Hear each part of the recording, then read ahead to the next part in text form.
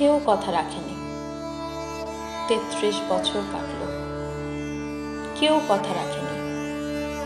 ছেলেবেলায় এক বৈষ্ণবী তার আগমনী গান হঠাৎ থামে বলেছিল, শুক্লা দ্বাদশীর দিন অন্তরাটুকু শুনিয়ে যাবে। তারপর কত চন্দ্রভোগ অমাবস্যা চলে গেল, কিন্তু সেই বৈষ্ণবী আর এলো না। 25 বছর প্রতীক্ষায় আছে। মামা বাড়ির মাঝি নাদের আলী বলেছিল, বড় হও দাদা ঠাকুর, তোমাকে আমি 3 প্রহরের বিল দেখাতে নিয়ে যাব। সেখানে পদ্ম ফুলের মাথায় সাপ আর ভ্রমর খেলা করে। নাদের আলী, আমি আর কত বড় হব? আমার মাথায় এই ঘরের ছাদ ফুঁড়ে আকাশ স্পর্শ করলে তারপর তুমি আমায় 3 প্রহরের বিল দেখাবে?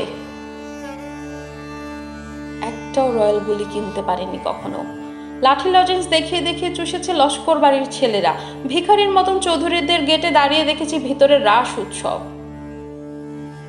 অবিরল রঙের ধারার মধ্যে সুবর্ণ কঙ্কন পরা ফর্সা রমণীরা কত রকম আমোদে হেসেছে।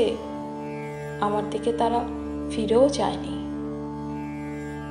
বাবা আমার কাজ ছুঁয়ে বলেছিলেন, দেখিস একদিন আমরাও। বাবা এখন অন্ধ, আমাদের দেখা হয়নি কিছুই। সেই রয়্যালগুলি, সেই লাঠি লজেন্স, সেই রাস উৎসব আমায় কেউ ফিরিয়ে দেবে না।